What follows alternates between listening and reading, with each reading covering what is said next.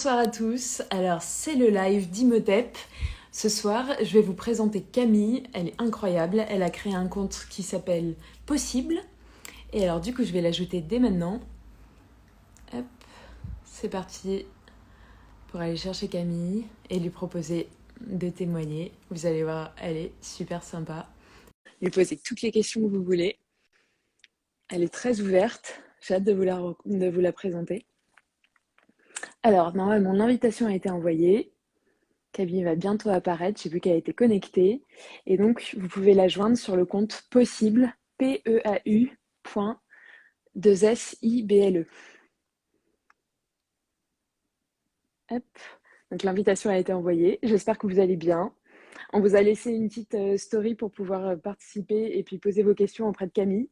Camille, elle a fait ses études à Lyon, je vais la laisser se présenter. Et elle a un parcours incroyable, elle s'intéresse à énormément de choses. J'espère que ça fonctionne pour elle. Sentez-vous à l'aise de poser vos questions. J'ai vu qu'il y en a qui commencent. Vous êtes nombreux à vous connecter. Merci beaucoup. Et alors, est-ce que Camille... Du coup, je vais annuler et réinviter pour voir est-ce que ça marche.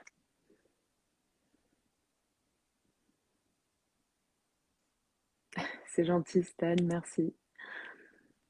Bonsoir à tous. On est en train d'attendre Camille. Donc, l'invitation a été envoyée. Sentez-vous à l'aise de poser vos questions. Et d'ailleurs, est-ce que vous savez, vous, ce que c'est la dermatillomanie? Parce que moi, en médecine, j'en avais jamais entendu parler. Et pourtant, j'en suis à ma 12e année d'études. Donc, qui sait ce que c'est? Qui a appris ça au cours de son parcours? Il y a peut-être parmi vous des patients experts aussi qui pourraient s'exprimer ou qui ont envie de partager. Comment est-ce qu'ils en ont su plus sur cette pathologie? Je vois qu'il y a Camille qui s'est connectée. Coucou Camille. Normalement, Camille, je t'ai envoyé une invitation. Est-ce que ça marche? Allez, hop. C'est tout bon. Donc là, Camille vient de m'envoyer une invitation. On va y arriver. C'est un truc très méconnu, c'est vrai. Alors, pourquoi elle ne peut pas participer? J'ai Instagram qui me dit qu'elle ne peut pas participer. Alors, je réinvite Camille sur son compte Possible que vous pouvez suivre et c'est POPEAU. Et donc, il y a quelqu'un qui dit que c'est un truc méconnu. Moi, je suis d'accord. Vraiment, je n'ai jamais entendu parler dans toutes mes études de médecine. Donc, je serais très preneuse de plus d'informations, de savoir où est-ce que vous avez appris plus sur cette pathologie.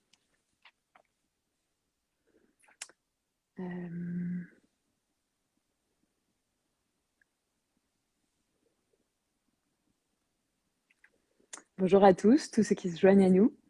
Vous pouvez poser vos questions à Camille qui va arriver. Et sinon, ce que je vais faire, c'est... Allez, c'est bon, ça marche. Tu m'entends bien, Camille? Ouais, nickel. Super. Et bienvenue sur le live Instagram d'Imhotep pour les personnalités badass en santé. Je suis ravie que tu puisses te Ouais, connecter avec nous. je suis trop Hop, contente. moi aussi. Et du coup, en t'attendant, en fait, j'ai posé un peu des questions au public qui nous suivent. Il y en a beaucoup qui ne savent pas ce que c'est que la Ouais. dermatillomanie. Donc, j'ai hâte de pouvoir t'interroger sur tous ces domaines-là. Et notamment, je leur partageais le fait que moi, en 12 ans de médecine, j'en ai jamais entendu parler. Et donc, j'ai hâte de savoir déjà un peu plus te présenter au public.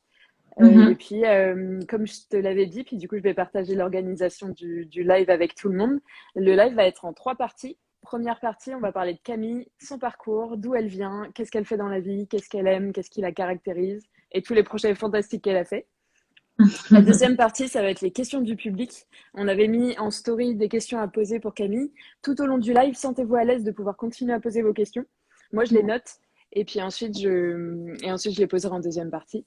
Et la troisième partie, c'est beaucoup plus les conseils de Camille sur, selon elle, quelle est sa vision de la communication en santé, comment on fait pour améliorer la communication en santé auprès des jeunes, par exemple, et d'autres conseils qu'elle aura pour vous.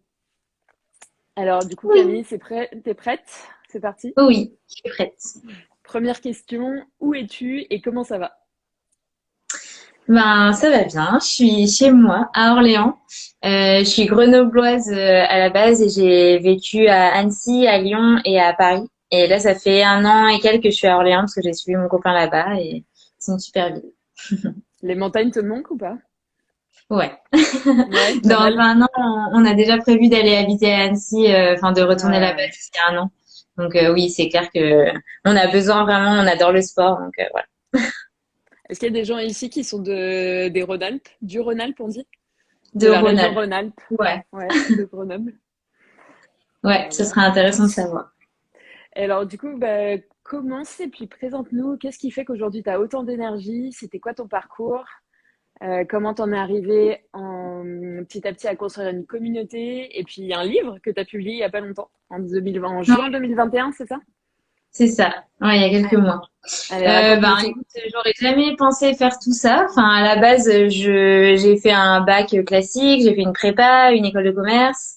J'ai fait un double master avec Sciences Po Lyon pour me spécialiser un peu plus dans la com, sachant que dans mon école de commerce, j'étais en marketing.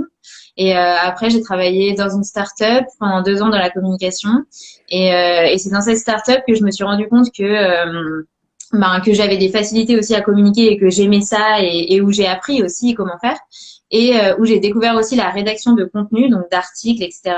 Et moi qui avais toujours aimé écrire, ça m'a vraiment ouvert une voie sur voilà ces nouveaux métiers de la création de contenu. Et après être resté 2 ans dans cette start-up, je suis partie et je me suis lancée à mon compte dans justement la communication et l'écriture. Et au bout d'1 an de mission en freelance, etc., je me suis dit mais finalement s'il y a un sujet dont il faudrait qu'on parle, sur lequel il faudrait écrire et communiquer, c'est la dermatillomanie parce que en fait personne ne connaît. Moi j'en ai été atteinte, j'ai réussi à m'en sortir. Pourquoi pas moi quoi. Et sachant que pendant des années, moi j'ai attendu qu'on en parle et il y avait rien et je me disais un jour quelqu'un va en parler. Donc je mettais plus ça dans le sens quelqu'un de connu, enfin voilà, quelqu'un va faire une annonce et voilà. Et finalement, ça n'arrivait pas, donc je me suis dit bah voilà, je vais essayer de le faire moi. Donc j'ai commencé à sonder un peu le terrain en regardant, il y avait des groupes sur Facebook qui en parlaient. Et donc j'ai diffusé un questionnaire pour voir un peu si les expériences des gens avec la dermatomanie étaient similaires à la mienne ou pas, pour voir si j'avais une légitimité et si je pouvais inspirer aussi par mon parcours. Et en fait là c'est un questionnaire qui a été, enfin j'ai déjà récolté plus de 2000 réponses. D'ailleurs il est disponible sur Ok. mon site internet, donc Ah voilà. bah, tu Alors, nous du coup transmettras l'adresse.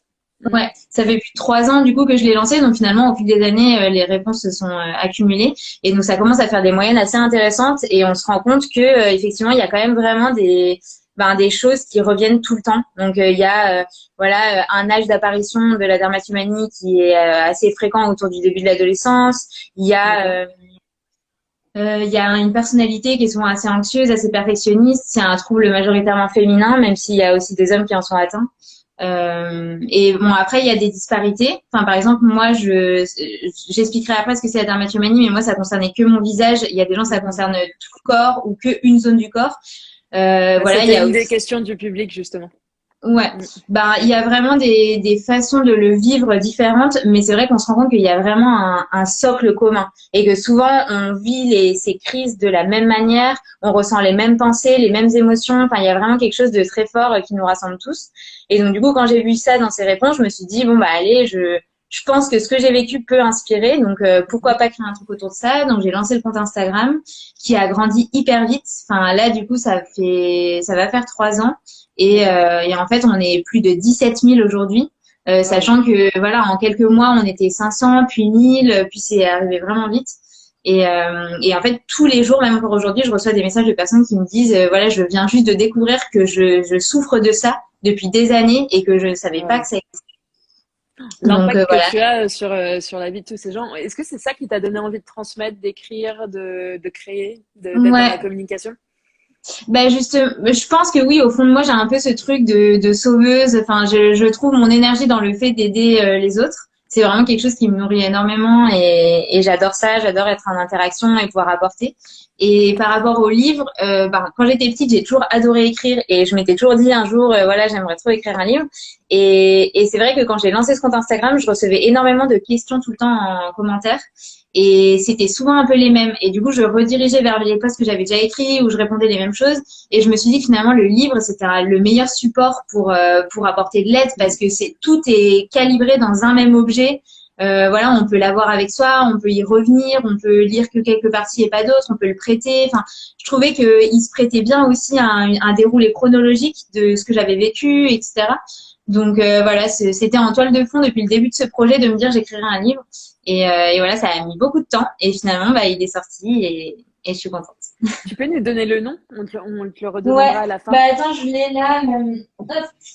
J'en ai un exemplaire ici, donc il est comme ça. Il est gros. D'accord. Et du coup, c'est mon histoire avec la dermatillomanie. Et voilà, pour l'instant, il est disponible que sur mon site internet. Donc, il peut être payé par PayPal ou par un. C'est vraiment sécurisé. Et donc voilà.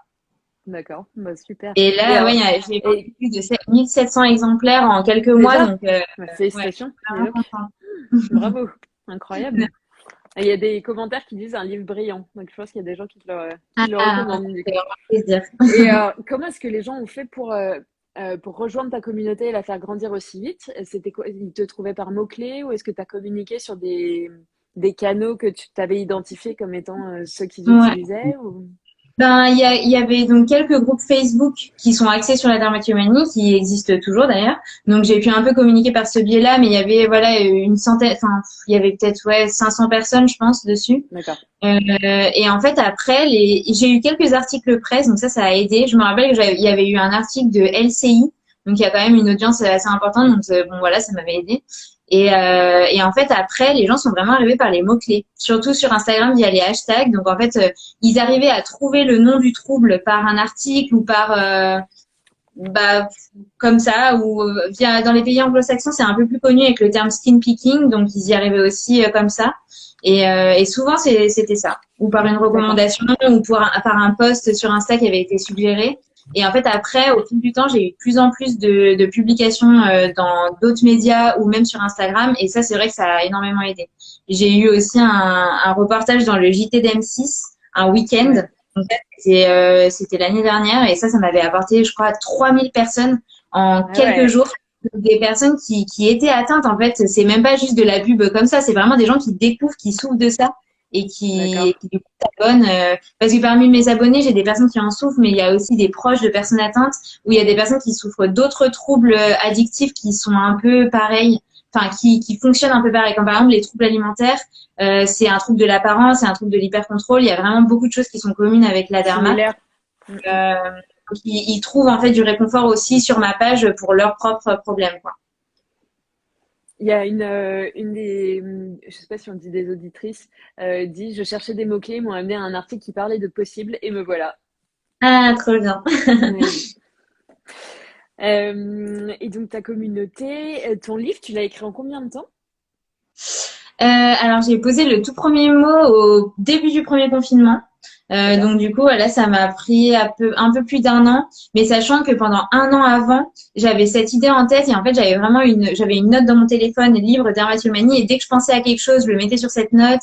J'écoutais plein de podcasts, de vidéos, je lisais beaucoup de livres et en fait, à chaque fois, je prenais des notes avec cette perspective du livre. Donc D'accord. après, pendant un an, j'ai trié aussi toutes ces notes par catégorie pour voilà que ça puisse alimenter. Et dans le livre, il y a énormément de références, de choses pour aller plus loin. Il y a beaucoup d'études, de sources, de citations, enfin voilà. Donc au final, en tout, ça aura pris 2 ans. Mais sinon, écriture pure, un an à peu D'accord. Waouh. près. Et non, parce que ça doit pas être facile de se lancer. Est-ce que tu as aussi un peu des anecdotes autour du livre, des moments qui t'ont marqué? Bah, je pense qu'une anecdote, c'est que en fait, j'ai donc le confinement, donc c'était en mars, donc j'ai commencé à écrire début mars. Au final, ça a été entre guillemets une chance pour moi parce que j'ai eu beaucoup plus de temps à la maison pour écrire, etc. Et j'avais une grosse mission en freelance qui du coup s'est arrêtée avec le confinement. Donc du coup, voilà, j'ai eu beaucoup plus de temps. Je sais pas s'il serait sorti s'il n'y avait pas eu ça. Et en fait, c'était en mars et je m'étais dit qu'il sortirait en septembre. Et en fait, après, en septembre, je me suis dit qu'il sortirait en décembre. Et au final, il est sorti Ok. en juin. Et Ok. en juin, c'était vraiment juste. Enfin, je m'étais engagée sur ça, donc je pouvais pas revenir en arrière, mais c'était vraiment juste. Donc au final, quand je repense qu'au début, je pensais qu'en 4 mois, parce que je m'étais dit, ça fait un an que j'ai des notes là-dessus, ça va aller super Ouais. vite, je vais tout écrire. Mais en fait, il y avait tellement de choses. Enfin, c'était vraiment un travail énorme et surtout que je l'ai auto-édité, donc j'ai tout fait toute seule. Je voulais pas Ah passer par une ouais. maison. d'édition parce que la maison d'édition, j'avais peur qu'elle m'impose aussi de changer des choses. Enfin, je voulais être 100% libre sur ce projet. Et donc, du coup, j'ai dû trouver des relectrices, une graphiste, un imprimeur. Enfin, voilà, j'ai vraiment tout fait. Félicitations, Et impressionnant. ça a été un gros projet, mais vraiment, j'ai adoré. Donc, je pense qu'il y aura d'autres livres après. Bah, fantastique, en tout cas, bravo, ouais, c'est super inspirant. Et il y avait une des questions qui a été posée, je suis en train de court-circuiter un peu l'ordre, mais c'était une des questions du public. Et c'était aussi une des questions qu'on avait posées à Victoire Dosser avant ou à Axel de Mapato. Mhm. Euh, en gros, quand tu réécris sur ta pathologie alors que tu t'en es sorti, Mhm. est-ce que ça recrée des relents en fait de cette pathologie? Ouais, c'est une bonne question. Alors du coup, pour l'écriture de mon livre, non. Mais par contre, quand j'ai lancé le compte possible, donc c'était en avril 2019, là, effectivement, j'ai trouvé ça lourd de tout le temps penser dermatillomanie. Parce que du coup, je pensais tout le temps à mes posts, je recevais beaucoup de messages aussi de personnes qui me partageaient leur histoire. Et en fait, j'avais une identification qui était hyper forte et ça me faisait revivre des choses par procuration. Et du coup, ça me recréait beaucoup d'émotions un peu désagréables et j'ai eu des crises quand Ok. j'ai lancé le compte. Et moi, j'ai fait de la boulimie aussi pendant pas mal d'années. C'est d'ailleurs assez fréquent. Il y a pas mal de gens qui ont des troubles alimentaires en même temps. Et donc, du coup, ça a aussi ravivé mes crises de boulimie parce que, en fait, la dermatillomanie allait mieux, mais j'avais quand même besoin d'une soupape de sécurité. Et du coup, c'était la boulimie qui avait repris qui D'accord. faisait office de refuge, quoi. Donc c'est vrai que ouais, quand j'ai lancé le compte, ça a été vraiment difficile et il a vraiment fallu que je travaille pour me protéger aussi de tous ces messages et de toute cette effervescence autour de ce trouble. Mm, mm. Voilà. Ouais, c'est pas Mais par facile, hein? rapport au livre, non. Enfin, ce qui m'a aidé, c'est aussi que, en fait, j'ai beaucoup relu tous mes journaux intimes. J'en Ok. avais écrit énormément, et c'est ça qui m'a permis aussi de me remettre dans la personne que j'étais avant pour écrire de la manière la plus réaliste possible.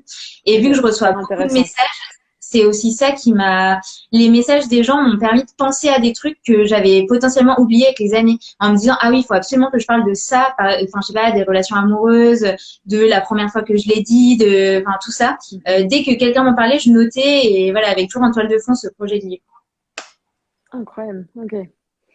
Est-ce que, est-ce que tu veux nous raconter du coup ce que c'est? Parce qu'il y a eu plusieurs personnes en t'attendant en fait qui ne connaissaient pas du tout ce que c'était que la dermatillomanie.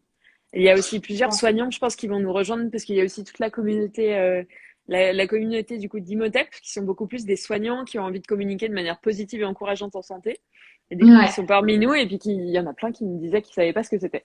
Alors, super. la voie est libre pour toi, et il y a eu aussi une question au passage de est-ce qu'on s'en sort vraiment? Donc je pense que comme tu Ouais, as fait alors ton compte possible, c'est que même que ouais. c'est possible d'avoir une vie différente. La Ouais, parole je est à pense que toi. je vais répondre brièvement à cette question-là parce que je pense que c'est celle que tout le monde se pose. Je pense que comme tout trouble, c'est quelque chose qui nous marque. Donc, je sais que je suis plus la même personne aujourd'hui après avoir vécu ça et que j'ai un rapport à la peau, que ce soit la mienne ou celle des autres, qui est différent de celui d'une personne qui n'aurait jamais eu la dermatomanie. Donc, il me reste plein de réflexes qui sont négatifs, comme par exemple toujours regarder la peau des autres, toujours, enfin, j'ai beaucoup de mal à garder une imperfection sur mon visage quand j'en ai une. Voilà, il y a plein de petites choses comme ça et ça, je sais pas si ça changera. Mais par contre, je n'ai plus du tout ces crises où je pars dans des transes où vraiment enfin voilà, je vais expliquer après ce que c'est la dermatomanie, mais voilà, je pense qu'on s'en sort, mais on garde des séquelles et après on reste en vigilance. Donc on se connaît, Mhm. on sait ce qu'il faut faire et ne pas faire pour ne pas que le trouble revienne comme quelqu'un qui a eu une addiction, qui a été alcoolique, qui a eu voilà. Il y a vraiment un chemin de connaissance de soi et d'avancer avec soi-même en connaissance de cause, quoi. Ok. Mais en tout Et cas, oui, je ne fais plus de crise et c'est tout à fait possible de ne plus faire de crise. bah, et ça ressemble beaucoup aussi à ce que disait Victoire sur l'anorexie mentale, où elle disait aussi que, pareil, qu'en fait, tu restes vigilant, mais tu t'en sors, quoi. T'es plus sous l'emprise, c'est plus la maladie qui te dit quoi faire. Exactement. Et puis, tu Ouais, retrouves du plaisir, parce qu'avant, ça devait être vachement limité, quoi. ouais, exactement. Mm. Et donc du coup, pour définir ce que c'est, donc la dermatomanie, ça a été assez inconnu pendant des années. Enfin, apparemment, il y aurait eu des prémices où on parlait de ça à la fin du 19e siècle, où ça s'appelait l'acné excorié des jeunes filles. Donc on avait remarqué, voilà, qu'il y avait des grattages compulsifs, mais voilà, c'était assez mal compris. C'était plutôt soigné au niveau de la peau et pas forcément du mental. On pensait qu'il y avait un Ok. souci, voilà, cutané. Et en fait, je crois que c'est seulement en 2013 que le trouble a été référencé dans le DSM-5, donc le D'accord. manuel des troubles psy. Et dans ce manuel, il est classé parmi les TOC. Sauf que, en fait, enfin, il y Alors, a les plusieurs TOC, personnes qui, tu veux expliquer ce que c'est, les TOC? Ouais, les Les... troubles obsessionnels compulsifs. Mais du coup, il y a plusieurs personnes qui disent que ce n'est pas un TOC parce qu'en fait, le TOC, il est aussi, il est lié à souvent à des pensées qui amènent le comportement. Donc, on se dit, il faut que je fasse ça, sinon tel truc va arriver. Donc, souvent, Mhm. par exemple, un danger, une catastrophe, on se dit, il faut absolument que je range tel truc, sinon il va arriver malheur à telle personne. Donc voilà, c'est conditionné en fait par une pensée. Alors que dans le cas de la dermatomanie, le comportement, il va être impulsif. Donc, on a tendance à penser que c'est plus un tic. Mais voilà, il y a peu d'études sur ça. Dans le D'accord. DSM-5, il est déjà présent, c'est déjà bien. Mais voilà, il est vu comme un TOC. Et les Et donc, DSM évoluent très régulièrement, donc peut-être que ça sera amené à changer. et il fait partie d'une famille qui s'appelle les CRCC, donc c'est les comportements répétitifs centrés sur le corps, qui comprend d'autres troubles qui sont la trichotillomanie, donc c'est le fait de s'arracher les cheveux, l'onychophagie, le fait de se ronger les ongles, et le mordiment de l'intérieur des joues. Donc voilà, avec la dermatomanie, ça fait partie de la même famille. C'est voilà. Et du coup, donc comme son nom l'indique, dermatomanie, donc c'est un trouble qui touche la peau et où en fait on va vraiment tout le temps gratter, percer, triturer tous les petits reliefs qu'on peut avoir sur la peau, que ce soit des boutons, des points noirs, des croûtes, des aspérités, enfin voilà, donc tout. Et ça peut concerner des pieds à la tête, donc il y a des gens qui le font sur le crâne, sur la plante des pieds, mais aussi sur les bras, la poitrine, le dos, les épaules, le visage. Voilà, partout. Et il y a des degrés assez divers, donc ça peut être léger, comme ça peut être très important avec des risques de septicémie ou voilà d'infection, Mm. parce que du coup on va utiliser les mains, mais on peut aussi utiliser des objets, des aiguilles, des pinces à épiler, des ciseaux. Enfin, pour certaines personnes ça va aller vraiment loin, avec voilà des blessures, etc. Oui, Et c'est en vrai fait que c'est un comme tu disais, comme la peau nous protège de toutes les infections, dès qu'il y a une ouverture, une égratignure ou quoi que ce soit, et puis on a souvent des bactéries sous nos ongles, c'est comme ça qu'on a ce qu'on appelle les septicémies. Et c'est le fait qu'on ait ouais. des bactéries du coup qui percent la barrière et qui rentrent dans le sang et qui vont dans tout le corps. Tout à Ouais. fait. Après, ça, c'est assez rare. Enfin, de toutes les personnes à qui j'ai parlé en dermatomanie, j'en connais très peu qui ont développé des septicémies. Moi, ça m'est jamais arrivé. Mais bon, voilà, faut savoir que c'est possible. Et en fait, le gros problème avec ce trouble, c'est que c'est souvent confondu avec de l'acné. Parce qu'en fait, on va avoir des traces sur la peau qui sont liées au grattage. Donc, soit des boutons qui, à la base, c'était un petit bouton et on en fait un gros bouton, un kyste parce qu'on l'a trituré, etc. Soit une croûte parce qu'on a arraché quelque chose, soit des rougeurs. Enfin voilà, vu qu'on triture sa peau, forcément, elle marque. Et donc du coup, pour le monde extérieur qui ne connaît pas la dermatomanie, on va se dire cette personne a des problèmes de peau. Souvent, ils vont se dire elle a de l'acné. Alors en fait, bon, parfois la dermatomanie commence sur l'acné. Donc il va y avoir vraiment du triturage de boutons d'acné ou de points noirs. Voilà, moi c'était mon cas. Mais en fait, on entretient l'acné et on crée de nouvelles imperfections parce que on diffuse des bactéries en touchant tout le temps. Enfin voilà. Mais pour d'autres, ça va commencer complètement en dehors de l'acné. Donc en fait, ils vont juste commencer, je sais pas, à se gratter la peau ou à partir d'un bouton de moustique ou à partir d'une blessure ou à partir d'autres pathologies de peau comme de la kératose pilaire par exemple où il va y avoir plein de petits points rouges souvent sur les bras ou les jambes. Et ça va être un foyer potentiel qui peut déclencher des grattages chez les personnes. D'accord. Ok. Ok, Voilà. ok. Donc, et c'est vraiment, en fait, il y a plusieurs choses qui vont caractériser le fait qu'on soit atteint du trouble ou non, parce que en soi, faut pas non plus s'emballer trop, enfin, faut pas avoir peur dans le sens où, enfin, tout le monde a du mal à résister à une imperfection. Enfin, je veux dire, quand on a un bouton blanc, c'est hyper fréquent que les personnes percent des boutons blancs. C'est pas pour ça qu'on est dermatomane. La dermatomanie, c'est vraiment, il y a beaucoup de pensées associées, il y a une obsession. Donc, on va y penser tout le temps. On va se créer aussi des pensées irrationnelles, comme le fait qu'on a peur que les gens nous jugent, qu'on voit que ça. Enfin, on va se réduire à sa peau, etc. Il va y avoir des incidents sur la vie sociale, donc potentiellement des annulations de sortie, de rendez-vous, parce qu'il y a eu des crises avant et qu'on se sent pas de sortir comme ça. Il va y avoir des stratégies aussi de camouflage, que ce soit par les vêtements ou par les cheveux ou par le maquillage. Il va y avoir quoi? Ben, il va y avoir, oui, des blessures. Ah oui, il va y avoir aussi surtout un état de transe qu'on va ressentir pendant ce qu'on appelle des crises, donc des crises de grattage, où en fait vraiment on est comme déconnecté de la réalité et on ne peut pas Ok. s'arrêter, même si on a une voix dans notre tête qui nous dit tu devrais arrêter, tu vas le regretter. Enfin voilà, on a la raison qui essaye de prendre le dessus, mais il n'y arrive pas du tout. Et en fait, on est empêtré là-dedans. Et pour moi, les crises, elles pouvaient durer jusqu'à 3-4 heures, quoi. Donc, Mhm. c'est Ok. sans voir du tout le temps passer, en étant complètement focalisé sur son comportement. Et les crises, elles peuvent être soit devant un miroir, donc en voyant les imperfections, soit au toucher, en passant sa main sur le corps et en arrachant des choses, sachant que ça peut être totalement inconscient. C'est vraiment le corps qui va se mettre en mouvement tout seul dans des moments souvent de stress. Il y a pas mal d'émotions qui sont assez génératrices de ça, donc comme la frustration, la culpabilité, la peur, la tristesse. Ou l'ennui aussi. L'ennui, c'est très fréquent. Et là, de plus en plus, je vois des choses qui lient la dermatomanie au TDAH, dans le sens Ok. où, voilà, ce serait je crois que ça s'appelle du steaming, où en fait, on va, voilà, occuper, en fait, ce sera une manière d'occuper les mains dans une approche d'hyperactivité, en fait. D'accord. Ou l'hyperactivité qui fait que du coup, tu as besoin de faire quelque chose, tu es anxieux. Il y a beaucoup de troubles anxieux aussi chez les TDAH, donc ça peut peut-être provoquer Ouais, beaucoup plus, c'est être ça. beaucoup plus associé. Ok. Et alors toi, qu'est-ce qui a fait que tu t'en es sorti? Est-ce qu'il y a eu un déclic ou ça a été progressif où tu t'es dit, enfin, comment ça s'est passé Ouais, pour c'est toi? une bonne question parce que c'est vrai que la question du déclic, je pense que... Ah, désolée, j'ai eu un appel, je sais pas si ça a bugué ou pas. Non, Ça n'a c'est pas bon. du tout bugué. Oui, c'est une bonne question parce qu'il y a beaucoup de gens qui pensent, et moi pendant des années j'ai aussi pensé que j'aurais un déclic. Il y a plein de moments où je me suis dit ok cette fois-ci c'était la dernière fois, plus jamais.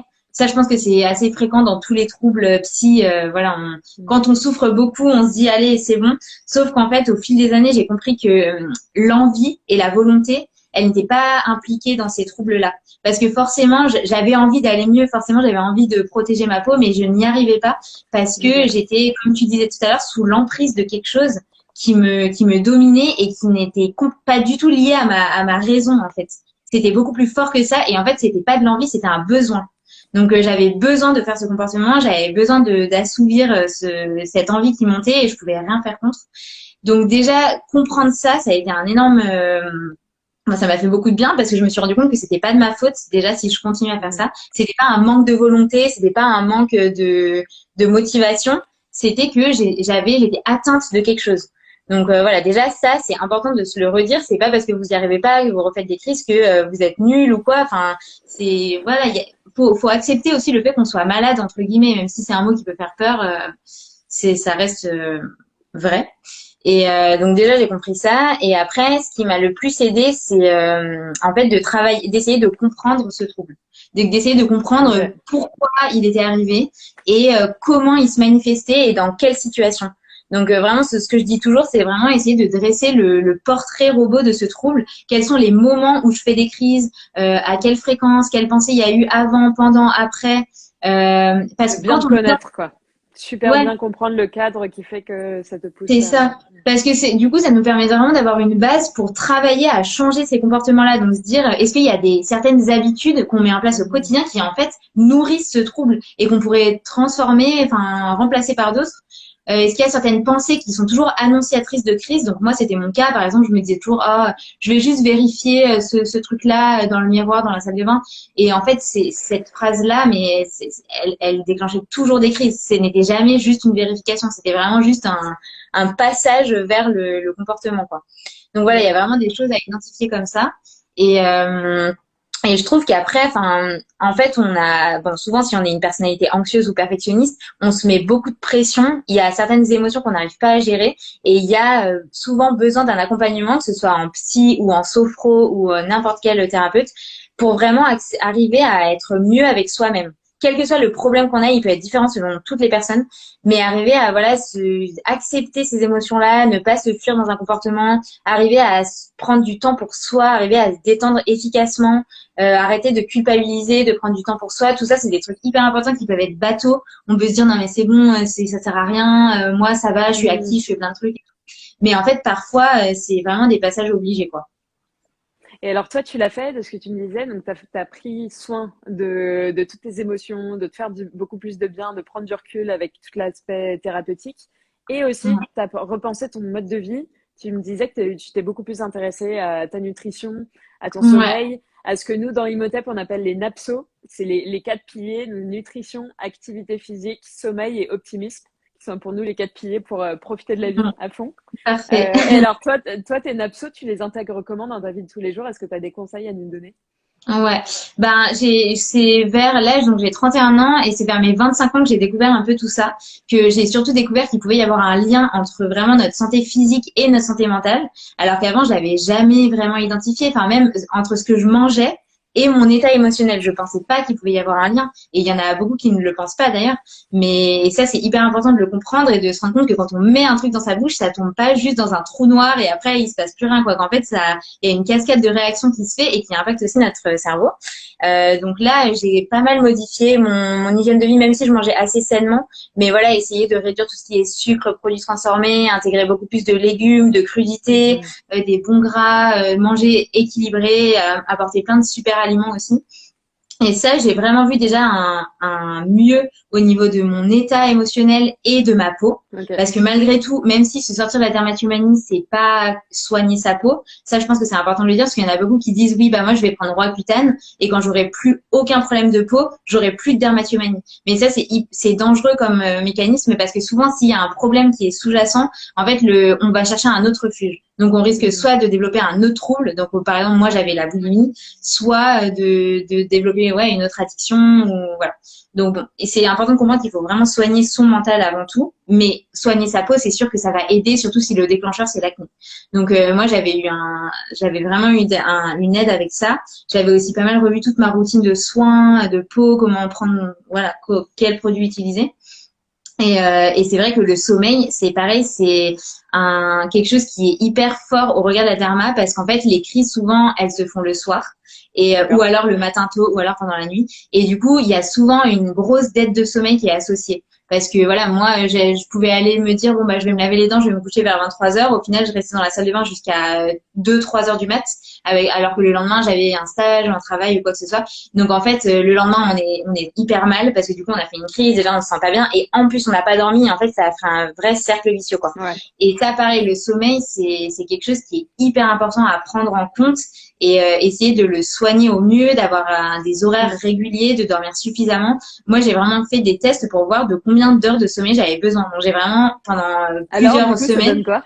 et j'ai vraiment besoin de 8 heures. Et genre, ce qui est assez incroyable, c'est que parfois, je dors 7 heures et en fait, il y a un moment dans ma journée où je vais être vraiment crevée. En fait, je vais redormir 1 heure, comme si j'avais besoin de compléter. Enfin, vraiment, je sais que 8 heures, c'est parfait pour moi, quoi. Mais après, c'est pas forcément facile. Enfin, on a toujours plein de choses à faire et c'est vrai que Bien 8 sûr. heures, on a tendance à se coucher tard ou quoi. Donc bon, enfin après c'est comme tout ce que j'ai appris aussi, c'est qu'il faut pas être, on est déjà assez perfectionniste avec nous-mêmes, il faut pas se mettre trop de pression même sur des trucs de santé. Enfin c'est pas grave si pendant une semaine on dort que 7 heures ou si on mange un truc pas bon un jour ou deux ou quoi. Il faut juste avoir en tête ce cap et essayer de s'y tenir au mieux quoi. Mais donc du Très coup bon voilà pour conseil. moi. Pour répondre à ta question, c'est Mm. vraiment valoriser mon sommeil et essayer d'avoir au moins 8 heures par nuit. Euh, Au niveau de mon alimentation, c'est vraiment essayer de manger le plus varié possible et continuer à me renseigner en fait. Je pense qu'aujourd'hui, on a la chance d'avoir plein d'informations qui sont disponibles, de trouver des bons comptes, des bons articles qui expliquent comment bien se nourrir, qu'est-ce qui peut nous apporter à nous, essayer d'individualiser et tout ça. Mhm. Et après, quoi d'autre? Attends, c'était quoi les autres? Optimisme. Alors, Là, napso, du coup, nutrition, activité physique et optimisme. Ouais. ouais. Bon, optimiste, je pense que j'ai toujours été une personne optimiste. Donc ça, bon voilà, je le cultive, mais c'est ma personnalité, donc voilà. C'est quoi ton Et conseil, par exemple, si t'as un jour où t'as un coup de blues? Tu fais quoi pour te remonter le moral? il y a plein de choses. Déjà, souvent, je sors parce que avant, justement, je me rendais compte que je restais hyper enfermée dans mon mal-être. Et que ce soit bon après voilà si on a fait une grosse crise de dermatomanie parfois c'est encore pire de sortir quand on se sent mal donc il y a d'autres astuces mais en tout cas aujourd'hui je sais vraiment que souvent j'avais tendance à rester en fait chez moi à rester à mon bureau à ruminer à ne pas avancer sur mon travail et du coup à culpabiliser encore plus là je me dis je sors juste je vais marcher donc soit je vais juste marcher soit j'appelle quelqu'un soit j'écoute de la musique pour moi c'est hyper important j'ai une playlist motivation dans mon téléphone et vraiment je trouve que en même pas quelques secondes, la musique ça peut nous faire changer complètement d'état émotionnel. Enfin pour moi Je suis c'est d'accord avec assez toi.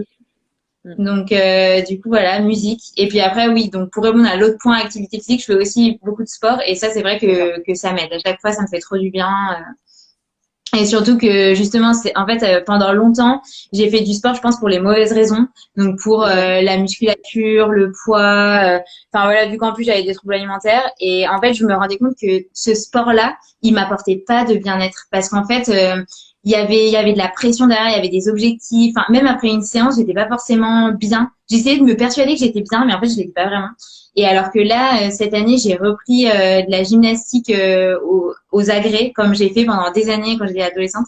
Et en fait, c'est vraiment un sport passion. Et là, c'est complètement différent parce que du coup, je fais du sport, mais en m'amusant, je vois pas du tout le temps passer. Et ça m'apporte un plaisir énorme parce que c'est une perspective dans ma semaine que j'ai hâte d'atteindre. Et ça, je pense que c'est hyper important que l'activité physique, elle soit associée à ça, que ce soit qu'on se dise, ah, j'ai hâte jeudi d'aller faire ça et ça.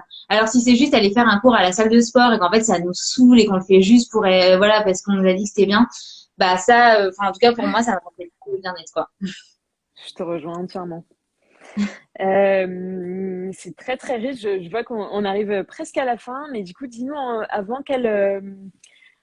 pour toi, ça serait quoi une société idéale ou qui t'aurait permis d'être beaucoup mieux dans ta peau? Et je fais un mauvais jeu de mots exprès, et qui t'aurait permis de mieux te connaître plus tôt, d'anticiper sur tous ces sujets que sont la nutrition, le sommeil, le sport. Comment est-ce que selon toi aujourd'hui qu'est-ce qu'on pourrait changer dans notre société pour faire en sorte de mieux communiquer auprès des jeunes et qu'ils se sentent mieux? Vaste question. Bah, je pense que enfin, en tout cas, moi, ce qui m'a le plus aidé ces derniers temps et que je trouve dommage qu'on ne fasse pas plus, c'est d'aider les gens à s'observer et à s'écouter. Parce que je trouve qu'en fait, déjà, il faut reconnaître qu'on est tous différents. On a tous des corps différents qui fonctionnent différemment, des mentales aussi différents. Et en fait, la clé, elle viendra pas du conseil de quelqu'un. Elle viendra juste du fait d'arriver à s'observer et à voir ce que notre corps nous dit. Parce qu'en fait, notre corps nous parle, mais en permanence. Et je Mhm. trouve que il nous manque une sorte de petit dico du langage corporel, en fait. Essayer de comprendre, en fait, je sais pas, si déjà, ça peut paraître complètement bête, hein, mais regarder ses selles, regarder ses urines, regarder ce qui sort de son corps, regarder, enfin, arriver à observer ça parce qu'en fait, c'est pas sale, c'est pas mauvais, et en fait, c'est des indications énormes sur notre état de santé. Complètement raison. Regarder aussi le sang des règles, regarder, enfin voilà, regarder ce que notre corps fait. Et puis après, se poser des questions sur des petites choses qui changent. Enfin, par exemple, si on a des maux de tête, est-ce que c'est chronique, est-ce que c'est fréquent, est-ce que ça arrive après qu'on ait mangé certains trucs, essayer de lister en fait les choses pour revenir à la racine. Si on a, je sais pas, mauvaise haleine, si on a les yeux collés au réveil, si on a le visage gonflé, en fait tout ça c'est des signes du corps. Donc c'est un corps en santé, il est silencieux. Et je trouve on n'arrive pas forcément on n'a pas d'éducation sur ça. Et C'est vrai. j'adorerais moi qu'à l'école ou autre on m'ait dit ok bah l'un après l'autre, essayez de réfléchir à qu'est-ce que votre corps vous a dit récemment. Est-ce que vous avez une petite douleur? Est-ce que vous avez eu un inconfort? Est-ce que machin? Et qu'est-ce que ça peut vouloir dire? Et dans ce cas-là, comment on peut travailler dessus?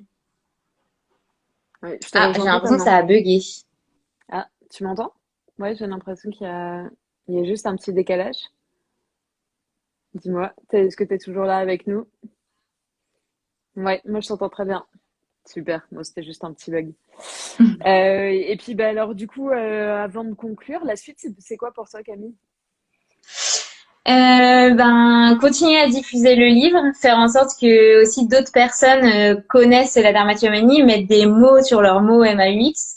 Donc là, je continue à essayer de contacter des médias, des podcasts, essayer voilà de diffuser parce que à chaque fois, je vois que ça permet à de nouvelles personnes de connaître. Et j'aimerais bien dans un deuxième temps aller voir aussi des professionnels de santé, donc des dermatologues, des psychologues, pour que ce soit aussi mieux pris en charge en amont. Parce qu'il y a beaucoup Ouais. de personnes qui vont voir des dermatologues et qui, en fait, voilà, la dermato ne connaît pas. Et moi, ça a été mon cas. On m'a dit, mais il faut arrêter de toucher ta peau, tu vas te créer des cicatrices, etc. Et ils se rendaient pas compte que je voulais, mais que je n'y arrivais pas, quoi. Donc, je pense qu'il y a un vrai Mm. travail à faire aussi sur ça. Après, j'aimerais bien faire traduire le livre en anglais. Parce que en fait, Ok. donc déjà en français, c'est le seul livre qui existe.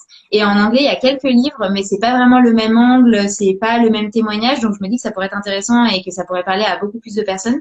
Donc ça, ce sera un projet que je vais initier l'année prochaine. Et je vais faire un deuxième livre normalement sur le lien entre la peau et le système nerveux. Donc justement, essayer de comprendre Ok. comment la peau exprime des choses qui se passent vraiment au niveau de notre psychisme, comment ça marche, quelles sont ces manifestations. Et j'aimerais vraiment faire tout un travail de recherche autour de ça. Donc voilà, ça c'est pour les projets d'édition. Et après, là, je vais Trop lancer bien. des Il faut que tu accompagnements. viennes faut que tu viennes dans notre laboratoire de neuro alors. On travaillera ensemble. Ah ouais, ah bah j'aimerais trop, avec plaisir. Et oui, je Tu vais aussi disais, pardon. lancer des accompagnements plutôt sur la santé, sur le bien-être, sur aussi la beauté parce que c'est lié et c'est aussi quelque chose que je Mhm. connais bien sur les soins de la peau. Donc voilà, je vais lancer ça normalement en 2022. Je sais pas encore exactement sous quelle forme, mais je donnerai des informations Trop chouette. et Et continuer donc mes missions. pour se suivre, du coup, c'est le compte possible, PEIU.2SIBLE.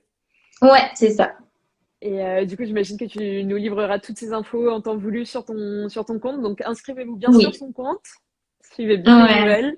Il y a plein de personnes qui disent trop bien le projet, trop bien, encore un livre passionnant. T'as plein de commentaires positifs. Ah, trop C'est bien, ça super. va être trop Et puis cool. un peu, peut-être ton credo de vie, ton mot de la fin, un peu. Est-ce que tu as une Ouais. citation que tu gardes tout le temps? C'est laquelle? Ouais, moi j'adore me dire que rien n'arrive par hasard. Parce que en Ok. fait, je fais une confiance aveugle à la vie. Je me dis que tout ce qui nous arrive, ça va dans notre sens. Et je trouve que de voir les choses comme ça permet aussi de dédramatiser ce qui est difficile. Parce que voilà, la dermatomanie, ben, aujourd'hui, bien sûr que je me dis, j'aurais bien aimé ne pas avoir ça, parce que bien sûr, ça m'a amené beaucoup de problèmes, beaucoup de douleurs, etc.